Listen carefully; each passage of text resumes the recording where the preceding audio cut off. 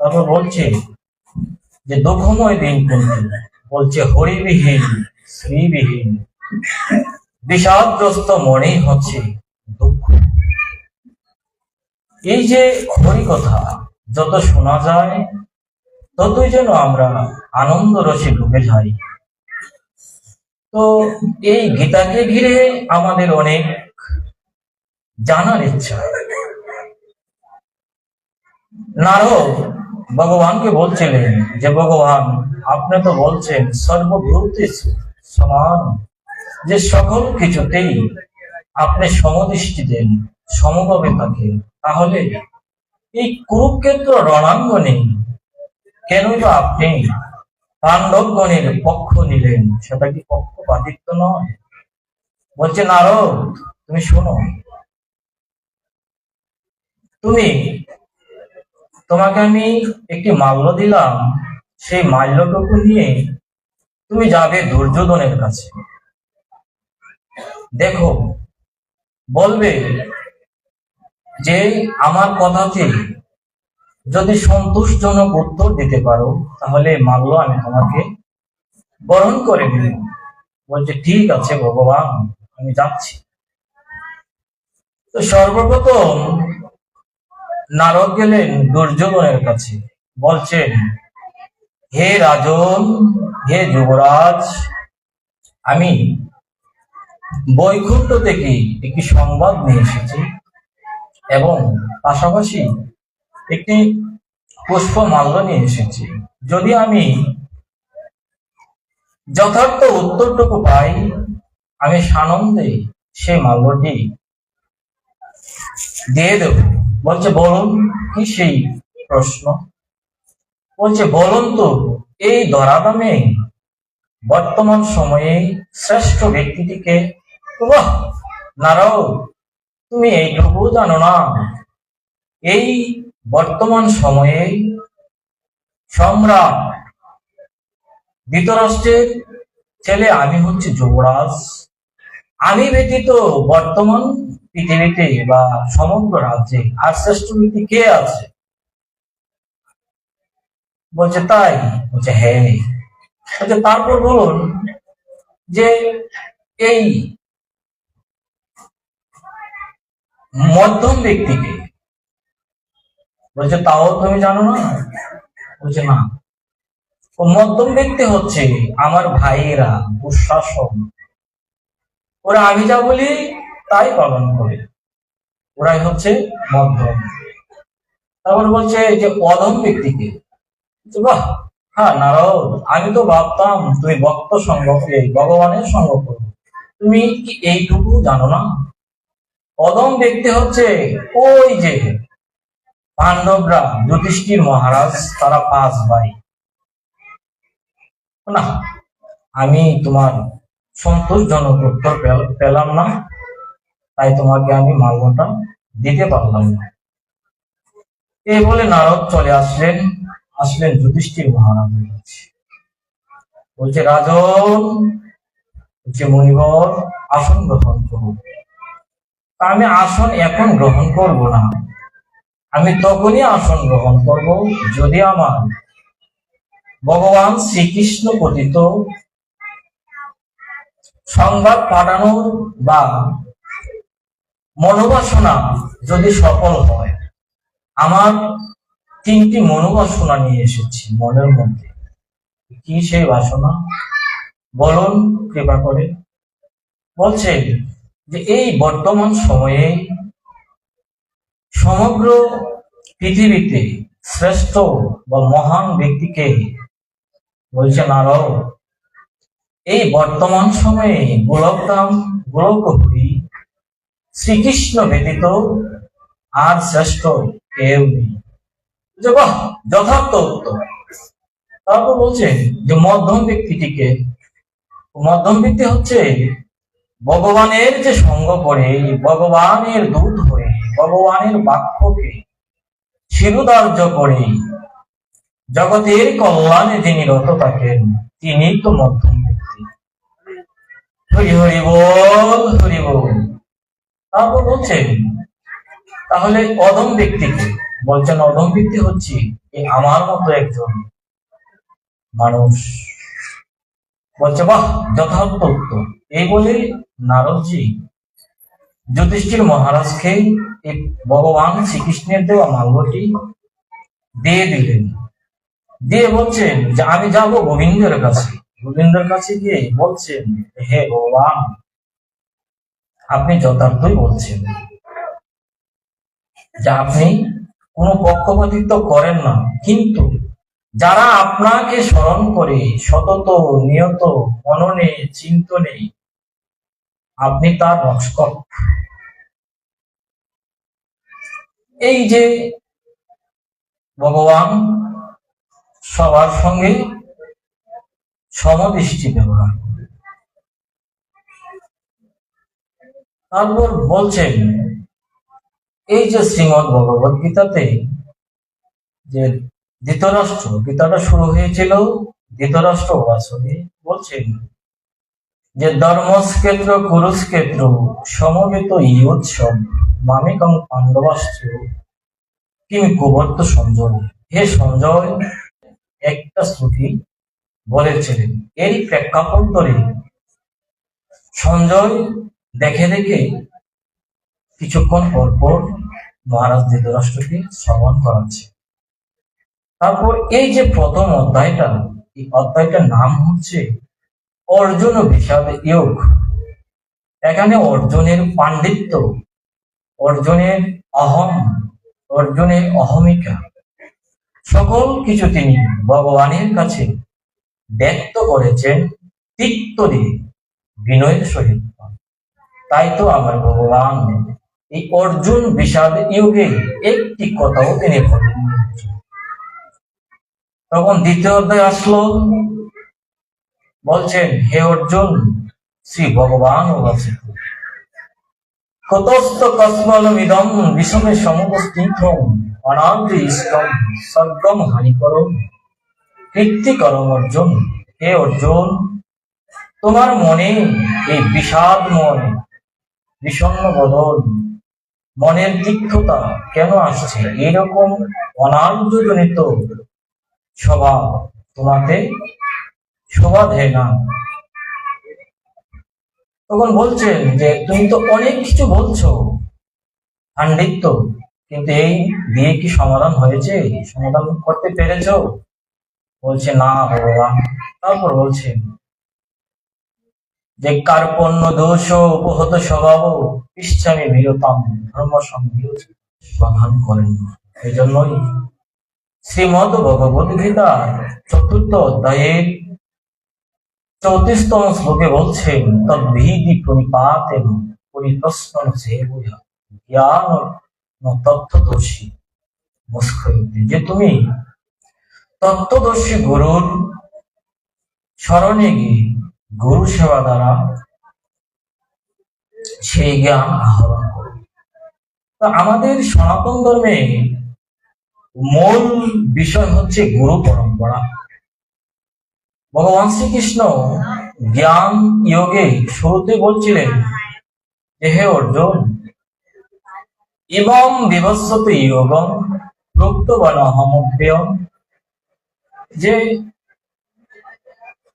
আমি এই অভ্যেয় যোগ, এই অভ্যয় কথাটা আমাদেরকে মনোযোগ সহকারে বোঝার প্রয়োজন। কেন? অর্জুনকে প্রদান করেছিলাম, আর বিভাসন তার সপুত্র। কিন্তু আমি সকল সময়ের কথা আমি বলতে পারি, কিন্তু তুমি তা পারো না। তিনি সত্য করে বলছিলেন। অর্জুনের বিষাদ যোগ, অর্জুন কথিত উপর আসছেন কর্মযোগ, কর্মযোগের পর আসছে জ্ঞান যোগ। তখন বলছে যে ইমাম বিবস্বতে যোগম, যে আমি এই অভ্যয় যোগ পুরাকালকে বিভাসনকে প্রদান করেছিল। এই যে বিভাসনের পুত্র মনু, সংবিধান হচ্ছে বেদ। বেদ ব্যতীত আমাদের ষোড়শ সংস্কার হয়। গীতায় আছে কথিত শ্লোক, আর বেদে আছে মন্ত্র। আমার মায়ের বিবাহ, আমার বাইরে বিবাহ, আমার জাতকরণ, আমার উপনয়ন, আমার দ্বিজত্ব, সব কিছু বেদ থেকে কিন্তু আমরা দুর্ভাগা সমাজ। আমরা মুখে বলি সনাতনী, কিন্তু কাজের বেলা কতটুকু তা পালন করছি। আমরা বেদের মান্যতা দেই না, বেদের পূরণ পালনও করিনি। কিন্তু ভগবান তো সেদিন বলছিলেন অর্জুন, শ্রীমদ ভগবত গীতা ৩য় অধ্যায়ের 15তম শ্লোক বলছেন, কর্ম ব্রহ্ম উদ্ভুতম বিদ্ধি অস্করম ব্রহ্ম সমুদ্ভব।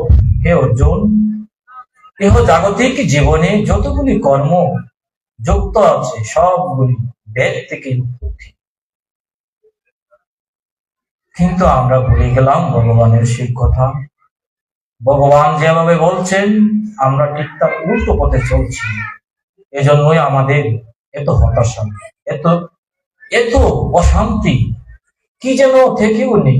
এই যে অভাব, এই অভাবের কারণে একমাত্র হচ্ছে ধর্মহীনতা এবং ধর্মকে সঠিকভাবে পালন না করতে পারা।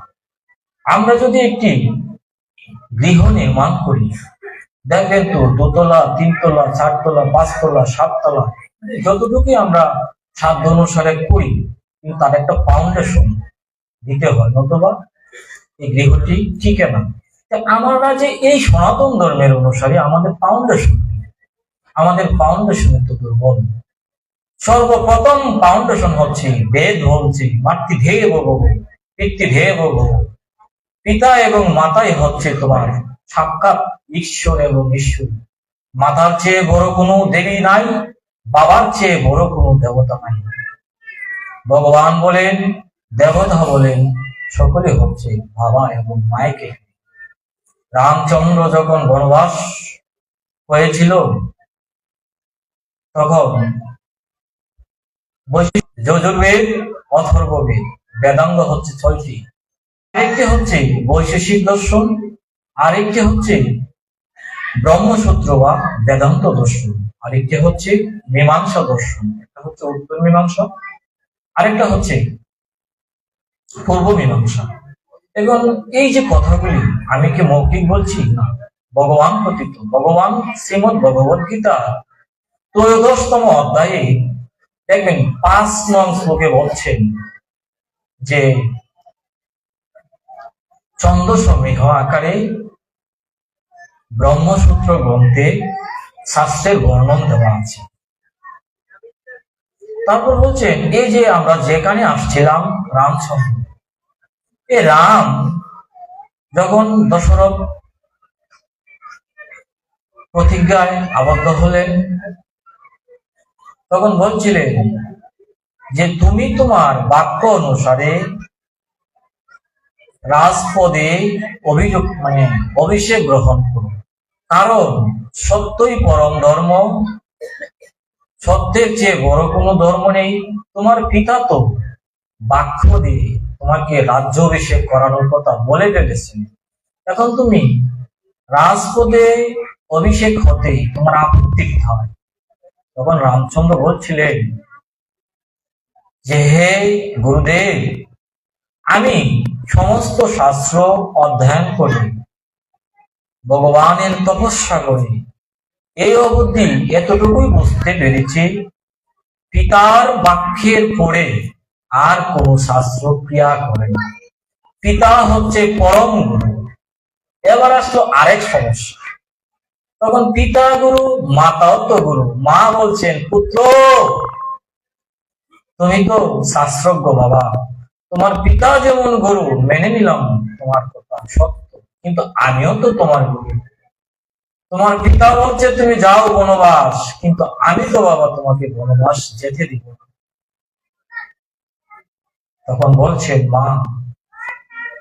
মাও গুরু, পিতাও গুরু সত্য, কিন্তু তার চেয়েও বড় সত্য অভ্যেয় সনাতন এই ইচ্ছা শক্তিটুকু প্রয়োগ করতে। আমরা তো ভাগ্যবান, এই প্রহ্লাদের চেয়ে আমরা অনেক ভাগ্যবান।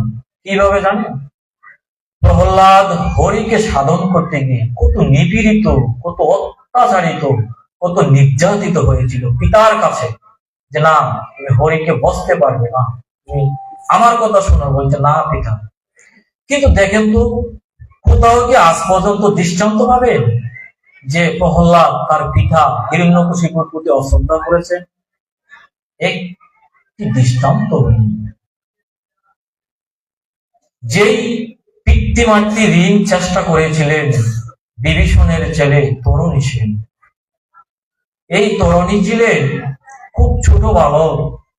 যখন রাম রাবণের যুদ্ধে সকল রাক্ষসগণ নিধন হয়েছিল, তখন একমাত্র বাকি ছিল তরুণী সেন। এই তরুণী সেন তখন নাবালক। এই নাবালক অবস্থায় ওকে দিয়ে কিভাবে যুদ্ধ করাবে? বলছে যে তরুণী সেন তুমি যুদ্ধে যাবে। বলছে যেটু এ কেমন বিষয়, আমি তো এখন খেলার সময়, আমি তো এখন ভগবত বাণী শ্রবণ করার সময়, আমি কিভাবে যুদ্ধে যাব? বলছে হে, যুদ্ধে তোমাকে যেতেই হবে। বলছে কেন? ওই দেখতে পাচ্ছ না, তোমার পিতা কিন্তু এই রাজ্য থেকে বিতাড়িত, কিন্তু তোমার মা কিন্তু এখনো সম্মানের সহিত আছে। যদি তুমি না যাও তাহলে তোমার মাকে দিয়ে আমি এই দাসী নিয়োগ করাবো। যত নিজ কাজ আছে তোমার মাকে দিয়ে আমি এই কাজগুলি করাবো। তখন দেখলেন, বলছেন যে ধর্মে রক্ষিত রক্ষিতা, যে ধর্মকে রক্ষা করে স্বয়ং ধর্মই তাকেও রক্ষা করে। এই ছোট বালক সেদিন বুঝতে পেরেছিলেন, আমি যদি যুদ্ধে না যাই তাহলে তো আমার মাকে দাসত্ব দেবে, এর চেয়ে বরং আমি যুদ্ধে গিয়ে স্বর্গ লাভ করবো, সেটাই হবে, ভালো হবে। বলছেন যে ধর্ম এবং হতহুন্তি ধর্মে রক্ষিত রক্ষিতা, এই ধর্মকে রক্ষা করলে স্বয়ং ধর্মই রক্ষা করে। সেদিন তাই হলো। মাকে গিয়ে বলছে, মাকে তো আর বুঝতে দিচ্ছে না, মাকে গিয়ে বলছে মা আমি যুদ্ধে যাব। বলছি এ কি বাবা, তোমার তো এখন এই সময় যুদ্ধে যাওয়ার সময় নয় বাবা। বলছে না মা, কি বলো, আমি যুদ্ধে যাব, আমি রামের মতো মহাত্মাকে সাথে আমি যুদ্ধ করব। কি বলো মা, তুমি আমাকে আশীর্বাদ করো। শাস্ত্রে বলছে মায়ের আশীর্বাদ দুর্ভেদ্য কবজের নেই, অনন্তকাল সন্তান দিগকে রক্ষা করে। মায়ের আশীর্বাদ হচ্ছে এই জাগতিক জীবনে এবং এই ধরাধামে সর্বোচ্চ আশীর্বাদ। মায়ের আশীর্বাদ দুর্ভেদ্য কবজের নেই, অনন্তকাল রক্ষা করে। কিন্তু আমরা তো এই বাবা মায়ের আশীর্বাদ থেকে বঞ্চিত, দুর্ভাগা আমরা। তারপর যেই চিন্তা সেই কাজ। বলছে মা আমাকে আশীর্বাদ করো, আমি যুদ্ধে যাব। কিছুতেই যখন সন্তান ফিরবে না, কি আর করা, মা তাকে সেদিন চুমুয়ে চুমুয়ে সমস্ত শরীরটা আবৃত্ত করে দিয়েছিলেন। কিন্তু বাকি ছিল একটি জায়গা, এই যে এই গ্ল্যান্ড। যখন বিদায় মুহূর্তে বলছে মা আমাকে আশীষ করো, এই চুম্বনটা কপালে দিয়েছিল, কিন্তু নুয়ে থাকার কারণে এই গ্ল্যান্ডে যায়নি।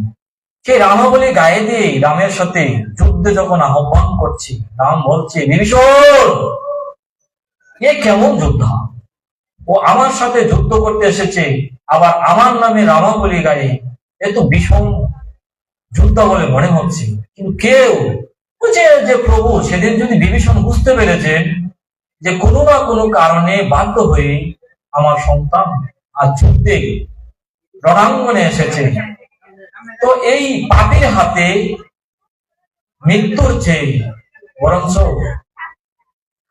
রামের হাতে মৃত্যুই শ্রেয়।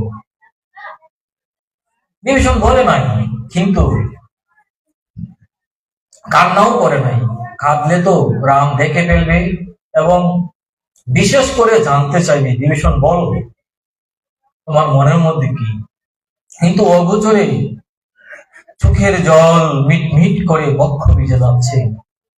রাম যতই বাণ মারছে মারছে মারছে, কিছুতেই যেন ওই বাণ তরুণী সেনকে প্রহার করছে না।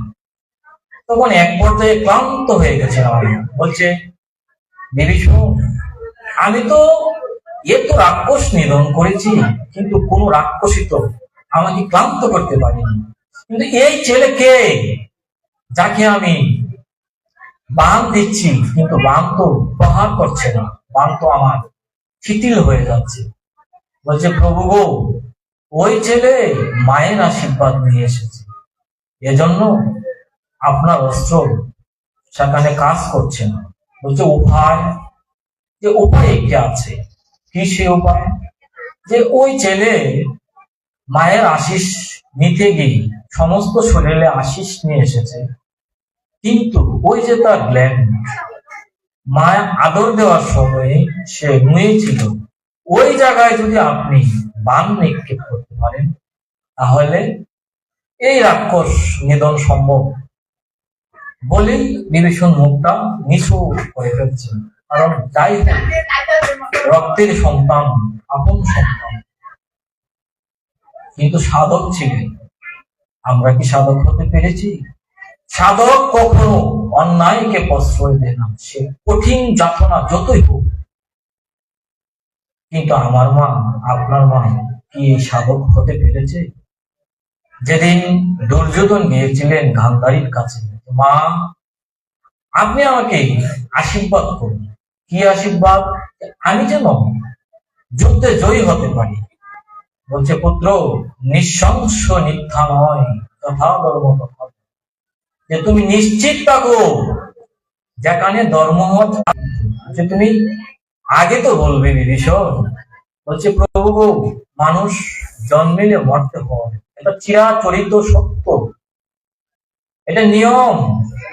আর সেই নিয়ম, বিধির নিয়ম কেউ খণ্ডন করতে পারে না, যেমনটি হয়েছিল আপনার পিতার ক্ষেত্রে। আচ্ছা বলুন তো, যদি খণ্ডন করা যেত তাহলে কি রাম পারত না তার পিতাকে এই দুরারোগ্য, এই অশুভ লগ্নে মৃত্যু থেকে রক্ষা করতে? কারণ সেটি প্রকৃতির নিয়ম, চিরাচরিত নিয়ম, যে জন্মেই তার মৃত্যু নিশ্চিত, আবার যে মরে তার জন্ম নিশ্চিত। এটাই হচ্ছে সত্য। এই তরুণী সেন মাতৃভিত্তিক ঋণ শোধ করতে গিয়ে তার সমস্ত জীবনটুকু দিয়ে দিলেন। আমরা কি করি? আমরা কি করি জানেন? যৌবন বয়সে যখন প্রেমে মত্ত হই, বলছে বাবা তুমি এটি করো না। আরে তুমি কি বুঝো? তুমি কিচ্ছু বুঝো না, যা বোঝার আমি বুঝি। মানে বাবা মার কথা শুনতেই চায় না। আচ্ছা বলুন তো, এক্ষেত্রে কি শুধু এই ছেলেগুলো বা মেয়েগুলি বা আমাদের ভাই বোন ওরাই সব দায়ী, নাকি আমরাও দায়ী আছি? আমরাও দায়ী। কেন? কারণ সেই শিক্ষা আমরা তাদেরকে দিতে পারছি না, আমরা বঞ্চিত। কারণ সত্য থেকে আমরা অনেক দূরে আছি। কারণ আমরা নিজেই তো বাবাকে ভক্তি করি না, মাকে ভক্তি করি, তাহলে আমার সন্তান করবে কি? আমরা কেমন জানেন? আমরা ভক্ত। কেমন ভক্ত? যখন এই যে ঘুরতে ঘুরতে ঘুরতে ঘুরতে ক্লান্ত বোধ হয়ে যখন আর শরীর চলে না, তখন বলি হে গোবিন্দ যা করো তুমি শুনো। কিন্তু সময় থাকতে বললাম না একবার। কেমন জানেন? ওই যে রাক্ষস রাজা রাবণের ছেলে মেঘনাদ ছিল না, যখন যুদ্ধ হয় লক্ষ্মণের সাথে, রাম লক্ষ্মণকে বারবার আঘাত করে মানে একেবারে নিঃশেষ প্রায় শেষ অবস্থানে পৌঁছে দেয়, নাগিন বান্ধে শক্তিশাল দেয়, এ যেন মৃত্যুর দুয়ারে পৌঁছে দেয়, আবার সেখান থেকে ফিরে আসে। কিন্তু মেঘনাদ তখনও বুঝতে পারে নাই সত্যিকার ধর্মটা। সে শুধু পিতার বাক্য পালনে একটা ধর্ম পালন করেছে, সত্য পিতার বাক্য পালন করেছে, কিন্তু সত্য যে স্বরূপ, রামের মতো যে চিন্তা, ওটা তার আসে না। যখন শেষ দিন লক্ষ্মণকে মারার জন্য তিনটা শক্তি প্রয়োগ করছে, মানে সর্বশ্রেষ্ঠ শক্তি। কি শক্তি? বৈষ্ণবস্ত্র, আর হচ্ছে ব্রহ্মাস্ত্র, আর হচ্ছে নারায়ণ অস্ত্র। যখন তিনটা অস্ত্র ফেরত চলে আসছে, তখন সে পালিয়ে গিয়ে পিতাকে বলছে পিতাশ্রী, মানে এইরকম গর্জনে মানে রাবণ বুঝতে পারছে যে হয়তো আমার ছেলে আজকে মানে পলায়ন করে এসেছে। পিতাকে বলছে পিতা এখনো সময় আছে, এই লঙ্কা নগরীকে বাঁচান। বলছে মেঘনাদ তুমি কি বলতেছো? যে রাম এবং লক্ষ্মণ হচ্ছে ভগবানের স্বয়ং অবতার, এখনো সময় আছে, মাতা সীতাকে ফিরিয়ে দেন। কখন বুঝতে পারছো জানেন? যখন তার জীবনের অন্তিম সময় চলে এসেছে, তখন বুঝতে পারবে। কিন্তু আমরাও ধর্মটাকে বুঝি কখন জানি, যখন সবকিছু হারিয়ে নিঃস্ব হয়ে যায় তখন বুঝি যে ভগবানই সব, কিন্তু আগে বুঝলাম না। যদি বুঝতাম তাহলে আমাদের এই অশান্তির আগুনে জ্বলতে হতো না, দেখতে হতো না হাহাকার। এই মেঘনাথকে বিভীষণ যখন নিকুম্বলা যজ্ঞে বাধা প্রদান করেছিলেন, মেঘনাথ একটা কথা বলেছিলেন যে আমি কুলদ্রোহী নাম শুনেছি, রাষ্ট্রদ্রোহী নাম শুনেছি, সমাজদ্রোহী নাম শুনেছি অনেক অনেক, কিন্তু আমি কখনো সন্তানদ্রোহী নাম শুনিনি। হে কাকাশ্রী, যেখানে লঙ্কা নগরীর বড় বড় যোদ্ধা আসতে পারে, আপনি আমার কাকাশ্রী হয়ে আমার মৃত্যু জানার জন্য এই রহস্যজনক গোপন আস্তানা আমাদের শত্রুকে আপনি দেখিয়ে দিলেন। আপনি তো সন্তানদ্রোহী নামে খ্যাতি হয়েছে। তখন বিভীষণ কি বলছিলেন যে হে মেঘনাথ, তুমি তো ধর্মের স্বরূপ জানোই না, কারণ অধর্ম যত শক্তিশালী হোক কখনো সুখ দেয় না, কান কান হয়ে যায়। তুমি আর তোমার পিতা মিলে লঙ্কা নগরী সাগরের মাছ দরিয়ায় ডোবাতে যাচ্ছিলে, আর আমি যতটুকু পেরেছি ধর্মের নৌকায় নিয়ে এসেছি, আমার সাথে সহচর দ্বারা আছে। বলছিলেন পরস্য হরণী যুক্তম পর দ্বারা বিনশ্যকম তেজ্য মহাদুরম বিষম্পজ্বলিতম যথা। হে মেঘনা, তুমি কি জানো যে পরের স্ত্রী লোভ করে, পরধনের প্রতি যার লোভ হয়, এইরকম দুরাত্মাকে ত্যাগ করা আর মানুষের হাতের কাছে একটা বিষাক্ত সর্পকে ত্যাগ করে যেমন নির্ভয় হয়ে যায়, তদ্রূপ এই দুরাত্মাদেরকে ত্যাগ করে ততটাই সাধক নির্ভয় হয়। তোমার পিতা এবং তুমি অন্ধমুখে আকৃষ্ট হয়ে পথ চলতেছ, জানো না তোমাদের গন্তব্য, এজন্য বলছো। তো এই কথাটুকু কখন সত্য হয়েছিল? যখন লক্ষ্মণকে শক্তি বাণ তিনটা প্রয়োগ করার পরও ব্যর্থ হয়েছিল, তখন বুঝতে পেরেছিলেন যে আসলে সত্য সত্যই। আমাদেরও মানে বলতে গেলে আপনারা হয়তো একটু খারাপ ভাববেন, তারপর আমি বলবো এই রাবণ 10 মাথা রাবণ ছিল না? আমরাও রাবণ। কেমন রাবণ জানেন? রাবণের একটা মাথা কাটার সাথে সাথে যেমন আরেকটা মাথা বোঝায়, আমাদেরও এই যে পঞ্চ জ্ঞান ইন্দ্রিয়, পঞ্চ কর্মেন্দ্রিয় আছে না, একটাকে দমন করলে আরেকটা আরেক দিক যায়। কারণ সাধন ভোজনহীন, আমরা সাধনের অর্থ না, এই জন্য আমরা প্রত্যেকেই 10 মাথা রাবণের মতো হয়ে গেছি। এর কারণে হচ্ছে ধর্মহীনতা। কিন্তু রাবণের তো ভাগ্য ছিল, রাম এসে তাকে উদ্ধার করেছিলেন, কিন্তু আমাদেরকে কে উদ্ধার করে? এই যে পঞ্চ জ্ঞান ইন্দ্রিয়, পঞ্চ কর্ম ইন্দ্রিয়, 10টা ইন্দ্রিয়, এগুলাকে আমরা নিজেদের বশীভূত করতে পেরেছি? পারিনি তো। কেন পারি না? কারণ সাধনহীনতা, ভজনহীনতা। শাস্ত্রে বলছেন যে ভক্তি বিনা কোন সাধনায় দিতে নারী ফল, সব ফল দেয় ভক্তি স্বতন্ত্র প্রবল। এই যে ভক্তি, এই ভক্তি কে দিতে পারে? ভক্তি দিতে পারেন শ্রী গুরুদেব। শ্রী গুরুদেবের হচ্ছে ভক্তি দেওয়ার মানে। কেন? ভগবান শ্রীকৃষ্ণ বলছেন যে কৃষ্ণ যদি ছুটে পানে ভক্তি মুক্তি দিয়া, তথাপি তিনি না দেন ভক্তি রাহেন। এই ভক্তি দিতে পারেন শ্রী গুরুদেব। এবং গুরুদেব যে ভক্তি দিবেন সেই যোগ্যতা আপনাকে হতে হবে।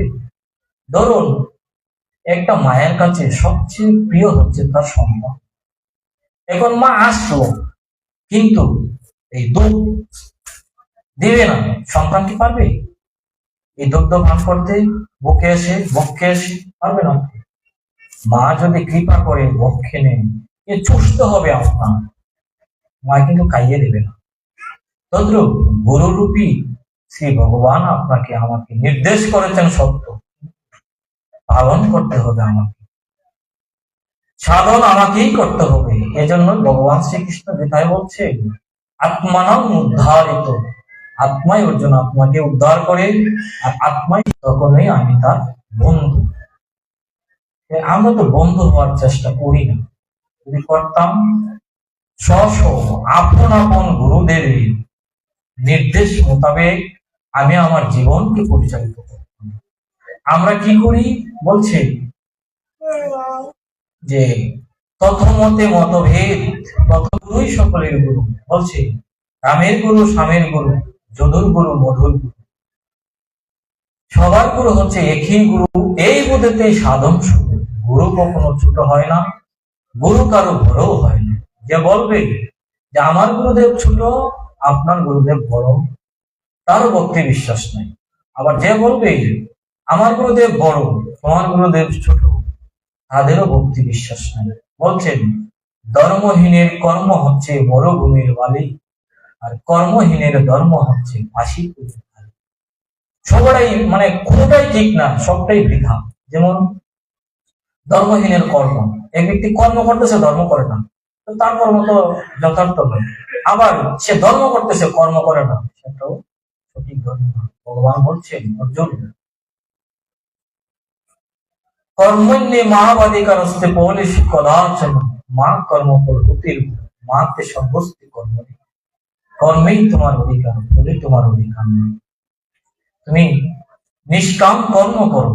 এখন প্রশ্ন হচ্ছে নিষ্কাম কর্ম নাই, আমি যে কর্মই করি সেখানে তো আসক্তি থাকবে, তাহলে নিষ্কাম কি? নিষ্কাম কর্ম হচ্ছে ভগবান যেভাবে নির্দেশ করেছেন শাস্ত্রে, আমাকে সেইভাবে কর্ম করতে হবে, সেটাই নিষ্কাম কর্ম। ভগবানকে পাওয়াই তো আমার জীবনের লক্ষ্য। ভগবানকে ভুলে যাই কিছু করছেন বা করছি, সবই তো বৃথা। যেই মাত্র আমি ভগবান পেলাম, আমি আমার লক্ষ্য পৌঁছে গেলাম। হরি হরি বল, হরি বল। তারপর হচ্ছে আরেকটি বালকের কথা বলবো। সে বালকটি হচ্ছে অভিমন্যু। আমরাও সন্তান, তারাও ছিলেন সন্তান। যেদিন কুরুক্ষেত্রে যুদ্ধে অর্জুনকে অনেক দূরে পাঠিয়েছিলেন চলনা করে, আর ওইদিকে চক্রব্যূহ রচনা করেছিলেন গুরু দ্রোণ সপ্তরথী মিলে। কিন্তু এই পাণ্ডবগণের মধ্যে একমাত্র দ্রুপদ রাজা ব্যতীত কেহই এই চক্রব্যূহে প্রবেশ সমর্থ ছিল না। কিন্তু দ্রুপদ রাজা আবার জয়দ্রথের কাছে সংকল্পে বদ্ধ ছিলেন। মানে জয়দ্রথ যখন মহাদেবের তপস্যায় সন্তুষ্ট করেছিলেন, বলছিলেন, বর চেয়েছিলেন যে আমাকে যেন কেউ মারতে না পারে। বলছেন না, অমরত্ব পৃথিবীতে দেওয়া যায় না, তবে তার কোনো না কোনো ছিদ্র থাকে বা তার কৌশল থাকে, তুমি অমরত্ব পাবে না। তবে অর্জুন ব্যতীত আর কেহই তোমাকে বধ করতে সমর্থ হবে না, বলছে যথাজ্ঞা। এই জন্য অর্জুনকে অনেক ছল করে দূরে পাঠিয়েছিলেন। আর ওইদিকে চক্রব্যূহ রচনা করেছিলেন যেন যুধিষ্ঠির মহারাজ পরাজয় স্বীকার করে। কিন্তু সেদিন কি হয়েছিল, পুত্র অভিমন্যু ছিল। অভিমন্যু মাতৃ গর্ভে থেকে চক্রব্যূহটা বের করেছিল, শিখেছিল। এখন বাবারা, মায়েরা, আমরা দেখবে শাস্ত্র কতটুকু মানি আর শাস্ত্রে বলছে তাকে। যেদিন সুভদ্রা অন্তঃসত্ত্বা হয়েছিলেন,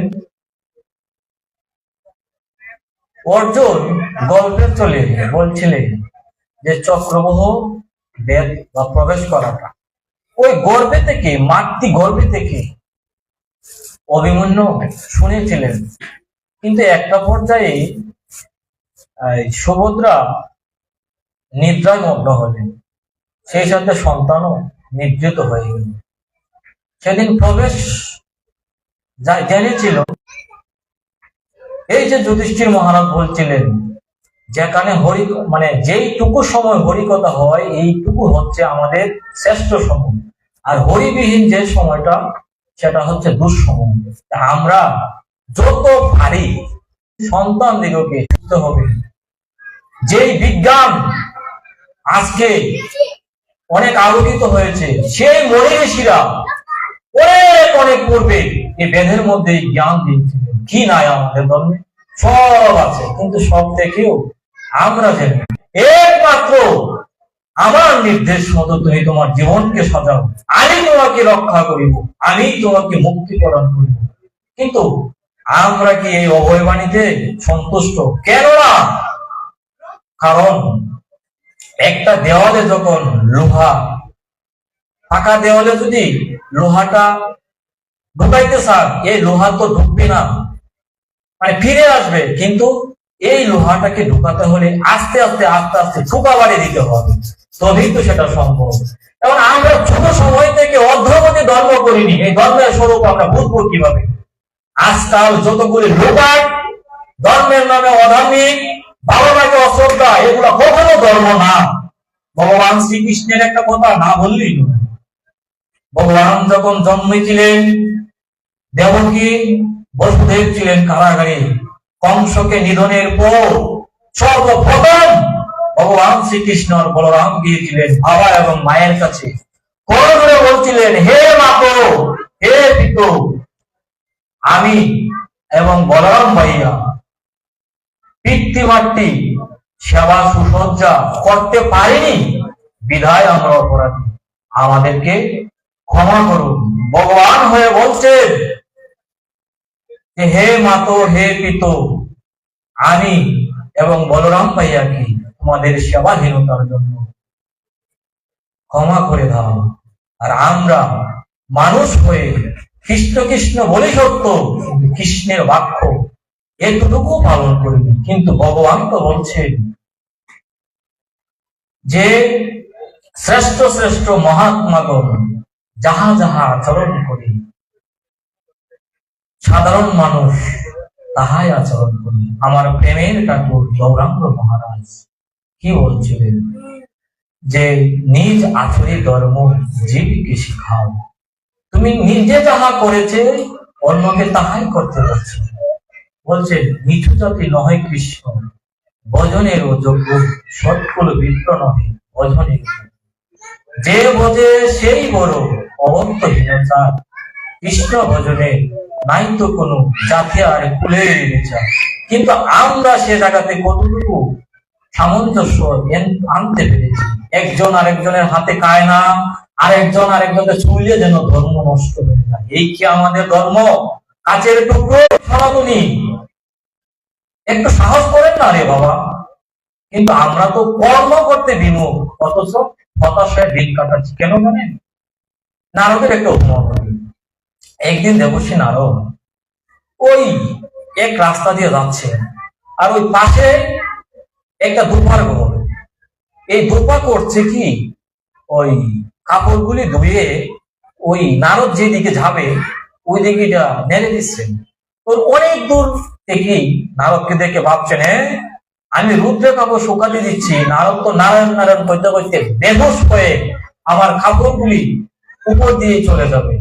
আজকে আসুক এই নারদকে একটা ওই লাঠি লাঠি নিয়ে দাঁড়িয়ে আছে।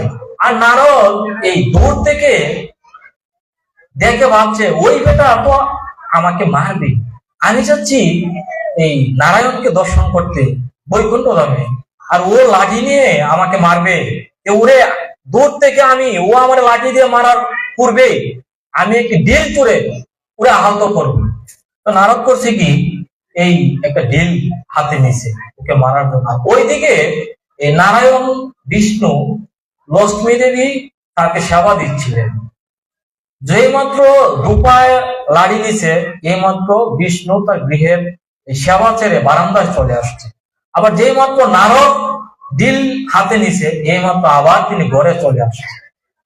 অর্থাৎ কথাটুকু হচ্ছে ওই যে সর্বদা অধর্মাং পরিত্যাজ্য মামেকম শরণং অহংতাং পদ সর্বত্র মুখ্য সীমাস, যে তুমি সকল কিছু আমাকে সমর্পিত করে তুমি কর্ম করো, আমি তো তোমাকে রক্ষা করবো। কিন্তু নারদ যেই মাত্র দেখছে যে এই বেটা দুপা তো আমার সন্তানকে মারবে, তা আমি তো রক্ষা করতে হবে।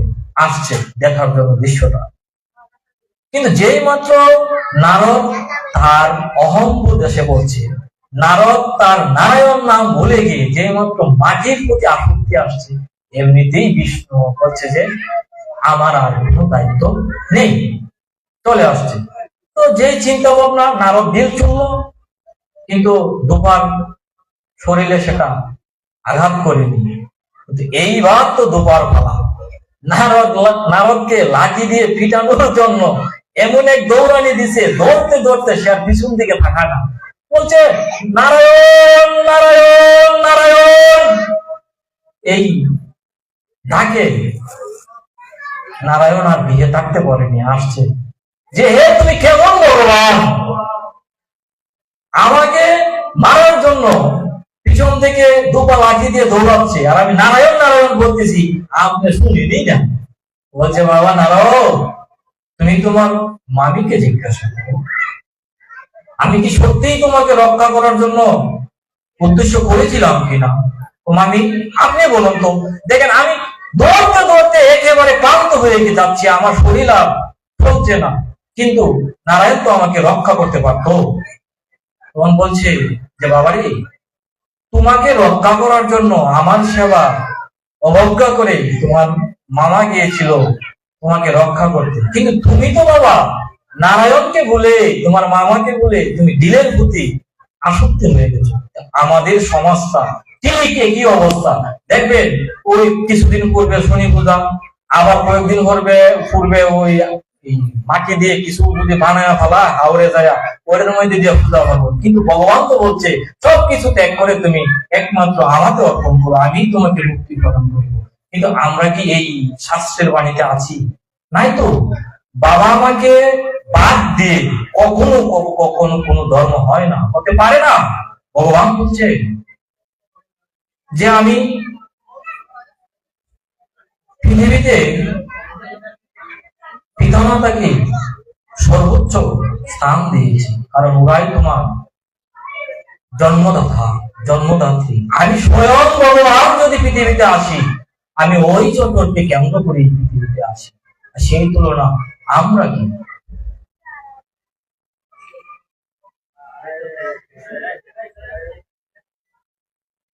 আমাদের অবস্থাটা হচ্ছে মানে ওই নিয়ে দ্বন্দ্ব, ও ছোট জাত, ও নিচু জাত, ও বড়, ও মেতর, ও মুচি। কিন্তু আমাদের মূল ধর্মগ্রন্থ ভেদে বলছে প্রত্যেকটি মানুষ ঈশ্বরের সন্তান। এ মানুষ তোমরা কেউ বড় না, তোমরা কেউ ছোট না, কিন্তু কর্মের কারণে বিভিন্ন বর্ণে বিভাজন হয়। এজন্যই ভগবান শ্রীকৃষ্ণ গীতায় বলছেন অর্জুন 4th অধ্যায়ে, দেখবেন আমার কথা যদি মিথ্যা হয় আপনারা আমাকে মানে জবাব নেবেন, শাস্ত্রটা একটু করে দেখবেন। শ্রীমদ ভগবত গীতার 4th অধ্যায়ের 13তম শ্লোকে বলছেন চাতুর্বর্ণময় সৃষ্টং গুণকর্ম বিভাগস্য তস্য কর্তার মহিমাম বিদ্য কর্তা অমব্যয়ম। হে অর্জুন, আমি 4টি বর্ণ আর 3টি গুণের সমন্বয়ে বিভাজন করিয়াছি বটে, কিন্তু আমি এর কর্তা নহি, অব্যয়। কি সেই গুণ? ব্রাহ্মণ, ক্ষত্রিয়, বৈশ্য এবং শূদ্র, এই হচ্ছে 4টা গুণ। কিন্তু কালক্রমে সেটা জাতিতে পরিণত হয়ে গেছে। আজকাল দেখবেন পুরোহিত সমাজরা দাবি করে ব্রাহ্মণ। এখন ব্রাহ্মণের সন্তান যদি কিছু নাও লাগে, তাহলে গৌরাঙ্গ মহাপ্রভু কাকে উদ্ধার করবেন? হরির নাম। এই যে জগাই মদাই, মদে মত্ত, এই নারীবাজি, মাংসলোভী, মানে যত প্রকার অনৈতিক কর্মকাণ্ড সব করতেন, ওরা কার সন্তান ছিলেন? ব্রাহ্মণের সন্তান। কিন্তু আমাদের শাস্ত্র বলছে জন্মনা জায়তে শূদ্র দ্বিজুচ্ছতে ব্রাহ্মণ। জন্ম হয়ে সবাই ব্রাহ্মণত্ব হয় না, উপনয়নের মাধ্যমে ব্রাহ্মণত্ব অর্জন করতে হয়। ব্রাহ্মণত্ব কেউ কাউকে দিতে পারে না, সেটা অর্জন করে নিতে হয়। আর আমরা এই যে ব্রাহ্মণ, ক্ষত্রিয়, বৈশ্য, এই শূদ্র, এগুলো হচ্ছে বর্ণ। বর্ণ শব্দের আবিধানিক অর্থটা হচ্ছে বিনন্তি মানে বরণ করা। ধরুন এই যে ইটনা এই প্রাইমারি স্কুল, ওইখান থেকে একটা স্টুডেন্ট প্রাইমারি স্কুল পার হওয়ার পর সে হাই স্কুলে গেল, তারপর কলেজে গেল, তারপর বিশ্ববিদ্যালয়ে পাস করে সে চাকরিচ্যুত হলো, তাকে কি স্যার বলবেন না? আমাদের এই বর্ণনা ছিল বরণ করে নেওয়া, যে যে কাজে পারদর্শী সেই কাজে তাকে বরণ করা। আর একটা হচ্ছে জন্ম হোক যথাযথ, কর্ম হোক ভালো। মানে নিচু হলেও তার কর্ম যদি ভালো হয় তাতে কিচ্ছু যায় আসে না। সনাতন ধর্ম বলছে যে আসো আমার দরজা উন্মুক্ত। ভগবান বলছে শ্রীমদ ভগবত গীতার নবম অধ্যায়ের 32তম শ্লোকে যে যে হপি মান দেবাশ্রিতা, যে তোমরা শুনো কোন বেদ আশ্রিত ব্যক্তিও যদি বেশ্যও হয়, সে যদি আমার স্মরণে আসে তার অভিসম্ভবই মুক্তি সম্ভব। কিন্তু আমরা কি আর জাতির কথা ভুলে যেতে পারছি? দেখবেন একটা মেয়ে সুপাতে দিতে পারছেন না, আপনি দাস সম্প্রদায়, আপনি ফালের কাছে যাবেন না, কিন্তু সময় থাকতে সে মেয়েটাকে বিয়ে দিন, কি সমস্যা? আমাদের যে পূর্বপুরুষ, আমরা কার গোত্র? প্রত্যেকেরই গোত্র ছিল ব্রাহ্মণ। বরদাস, আলিমবাই, শিবগুত্র, কাইত্তায়ন, তারা কি ব্রাহ্মণ না? আমাদের বিজ্ঞান বলছে 6টা ডিএনএর মধ্যে আমাদের গোত্রগুলি বিদ্যমান। আমরা তো ব্রাহ্মণ সন্তান, কিন্তু আমরা শিক্ষার অভাবে আমরা শূদ্র হয়ে আছি। বলছে শূদ্রে তুই ক্ষুদ্র নহি, জন্ম মাত্র সবার হয়, ব্রাহ্মণ ক্ষত্রিয় নহে, শূদ্র নামেই পরিচয়। আমরা সকলেই শূদ্র, কিন্তু কর্মগুণে আমরা বৈশ্য হতে পারি, কর্মগুণে আমরা ব্রাহ্মণ হতে পারি, কর্মগুণে আমরা ক্ষত্রিয় হতে পারি।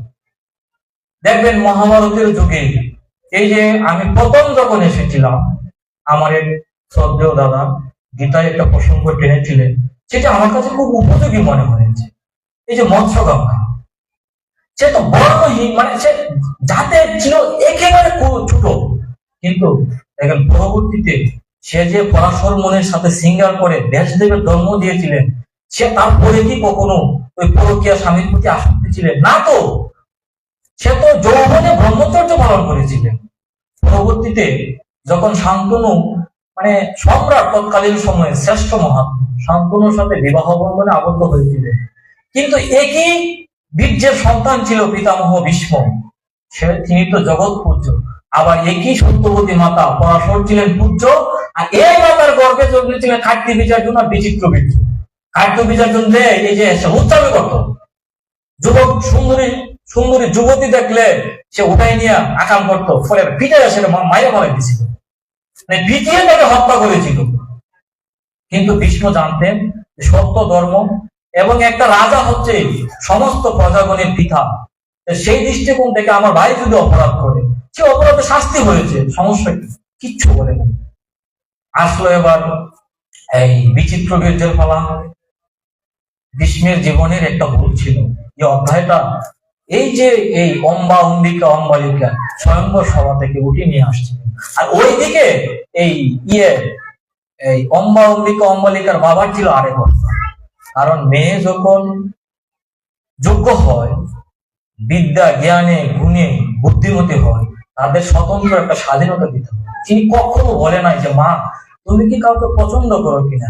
মানে এই যে গোপন রেখে, মানে শাল্য রাজার সাথে একটা প্রেমের সম্বন্ধ ছিল অম্বা, কিন্তু সেটা স্বয়ংবর সভাতে বলে নাই তো যে আমি আমাকে পছন্দ করি, তাহলে তো স্বয়ংবর সভা দিতে হয় না। আর ওইদিকে মায়ের আদেশ করছে এই ভীষ্মনের সত্যবতী যে তুমি আমার পুত্রের জন্য পুত্রবধূ নিয়ে আসো। এই ভীষ্ম গিয়া নিয়ে আসলো, আসার পরে জানলো যে এই অম্বা তো শাল্য রাজাকে মনে মনে বরণ করছে, শান্তনু রাজাকে সমর্পিত করেছিলেন। তার আগে এই ভীষ্মদেবের নাম ছিল দেবব্রত। দেবব্রত স্ত্রী হব আমার ভবিষ্যৎ, কারণ তুমি বর্তমান থাকতে তো আমার ছেলেরা রাজপদে অভিষেক হতে পারবে না। বলছে মা এই সমস্যা?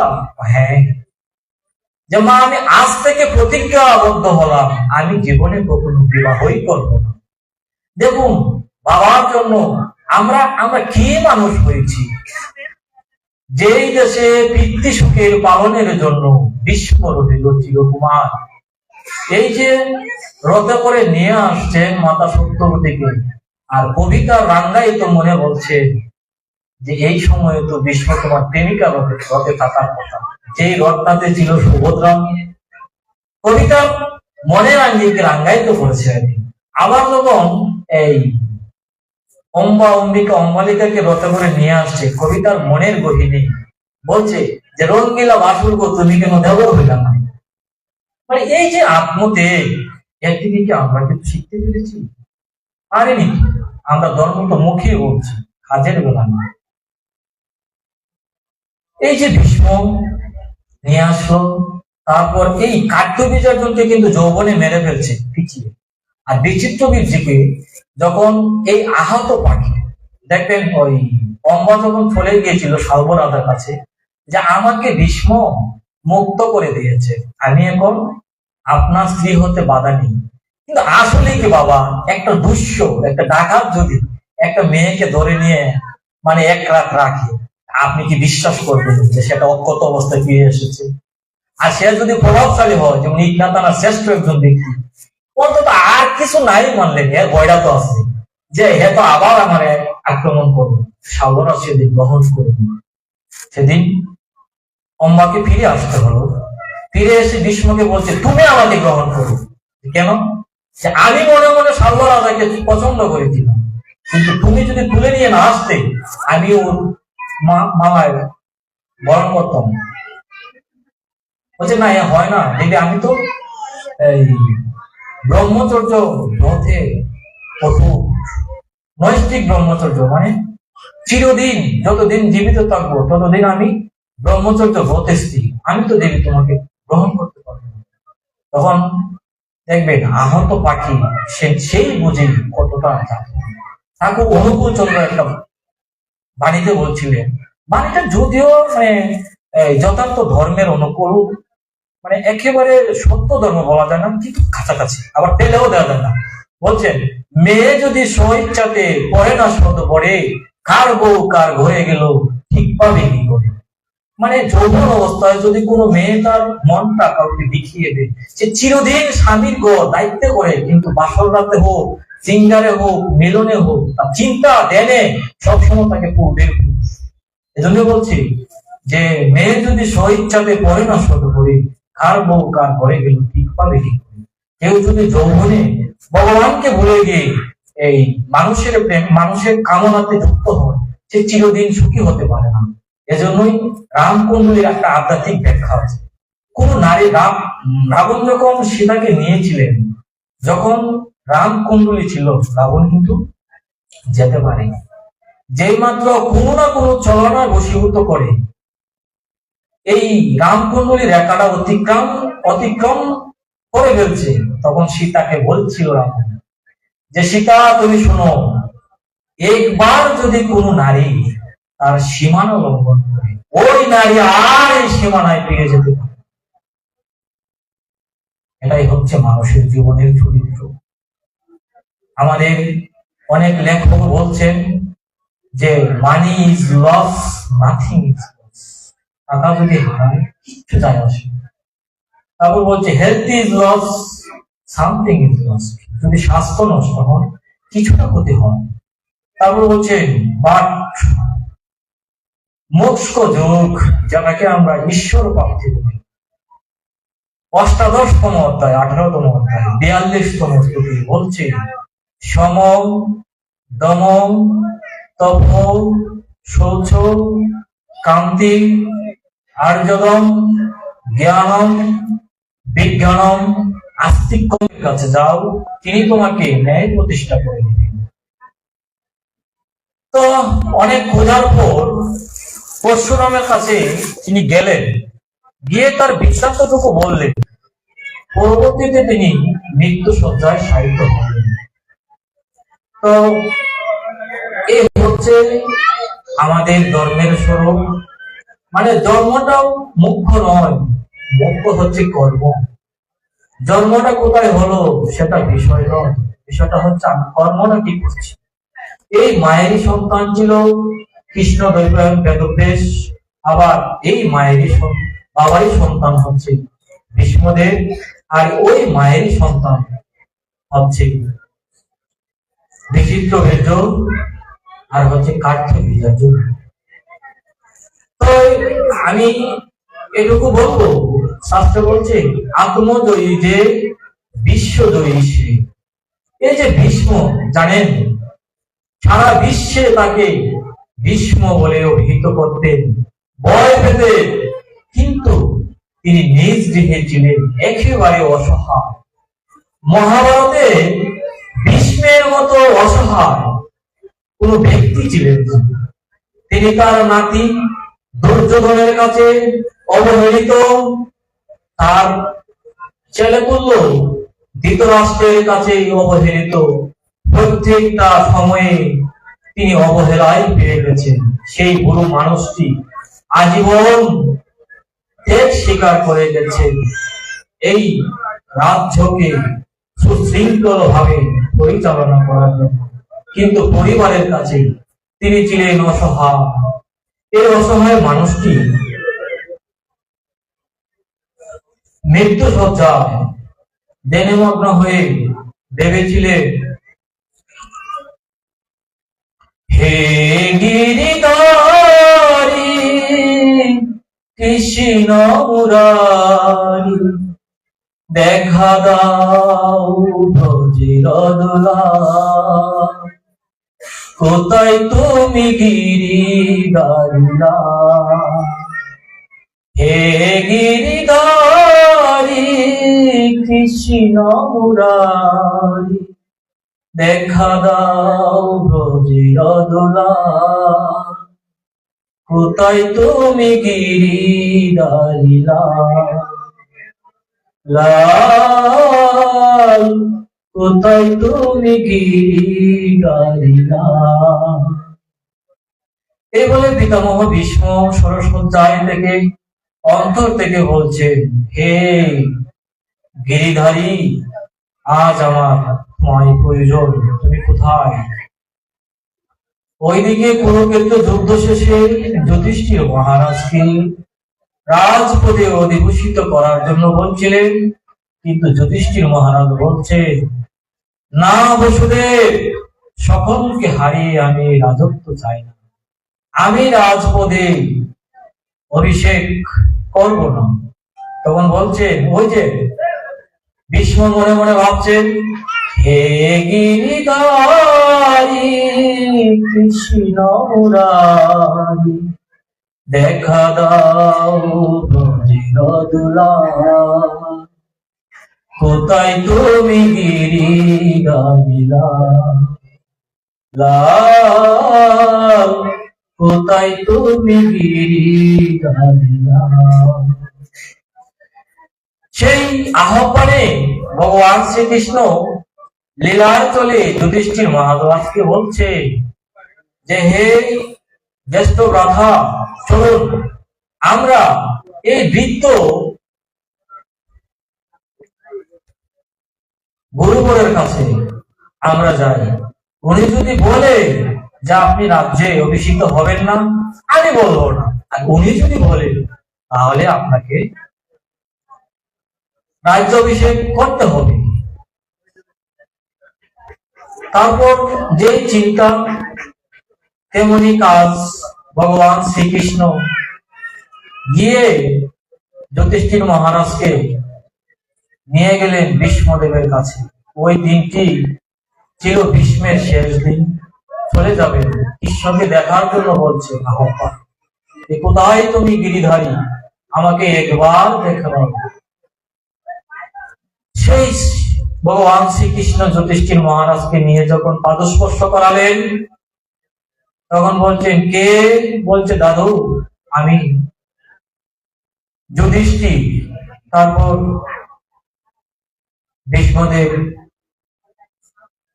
শাস্ত্রমূলক বাক্য প্রয়োগ করলেন। সাথে সাথে এই যে গোলক হরি ভগবান শ্রীকৃষ্ণ, তিনি এই জগৎকে শিক্ষা দেওয়ার জন্য হাত দুটি স্পর্শ করে পিতামহ ভীষ্মের চরণে প্রণাম। আমরা কি সেইভাবে করছি না তো? ভগবান শ্রীমদ ভগবদ গীতা 10ম অধ্যায়ে দশম অধ্যায়ে 35তম শ্লোকে বলছেন যে সামান্যাম ছন্দসামি হম বৃহৎ সাম গায়ত্রী। আমরা জপ করব কি আমরা জানি না। তাহলে আমরা কিভাবে ঈশ্বরের নৈকট্য লাভ করব? যাই হোক, যেহেতু ভগবানের মুখনিসৃত বাণী মন্ত্রটা সামনে চলে আসছে, যদি আপনারা পারেন আমার সাথে বলবেন, না পারলে আমি একটু জপ করি।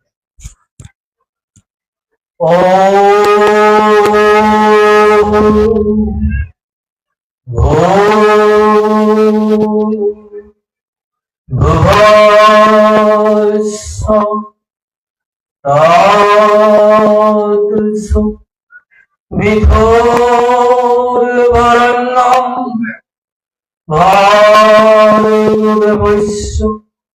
ধীমহি প্রচোদয়াৎ।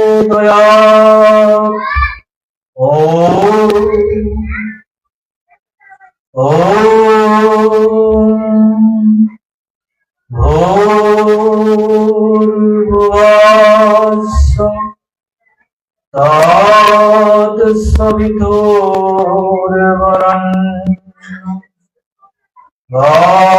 ভর্গদেবস্য ধীমহি ধিयो यो न प्रचोदयात्।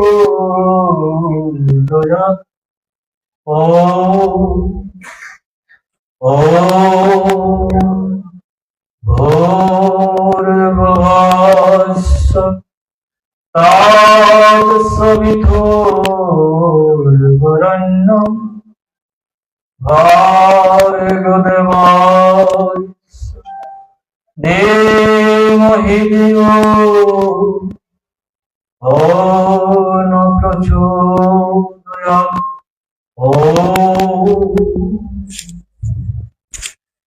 এর অর্থটুকু হচ্ছে ওম সৃষ্টি স্থিতি প্রলয় বিধাতা ব্রহ্ম, স্বর্গ মর্ত পাতাল, সত্য রজ তম, বুদ্ধ ভবিষ্যৎ বর্তমান, এই ত্রিলোক এই ত্রিজগৎ এই ত্রিকালে প্রসবিতা পরম ব্রহ্মে শ্রেষ্ঠ এবং সত্য প্রকাশ তেজের বেনপুরী, যিনি আমাদের মন বিবেক ও বুদ্ধিকে পরিচালিত করিতেছেন। তারপর বলছেন গীতার 7ম অধ্যায়ে 8তম শ্লোকে বলছে রসহ মৎস্যি প্রবাহস্মি শশী সূর্যয় সর্ববেদেষু প্রণব। দেহে অর্জুন আমি জলের রস, শশী সূর্যে আমি প্রবাহ। এবং এই যে 4টি বেদ, ঋগ্বেদ, সামবেদ, যজুর্বেদ, অথর্ববেদ, এই 4 বেদে আমি হচ্ছে ওমকার অর্থাৎ অক্ষর। এই ওম বা প্রণব হচ্ছে ভগবানের শ্রেষ্ঠ একটি নাম এবং ভগবানের সন্তান তুল্য প্রিয় নাম। আমাদের যজুর্বেদে 40তম অধ্যায়ে 17 নং মন্ত্রে বলছে বায়ু নির্মলম মিথ মততম ভস্মনম তম শরীরম ওম কৃতং স্বর ওম ক্লীবং স্বর ওম কুথং স্বর ওম কম। যে হে কর্মশীল জীব, প্রাণ ত্যাগ করবার পূর্বে পরমাত্মার মুখ্য নাম ওম জপ করুন।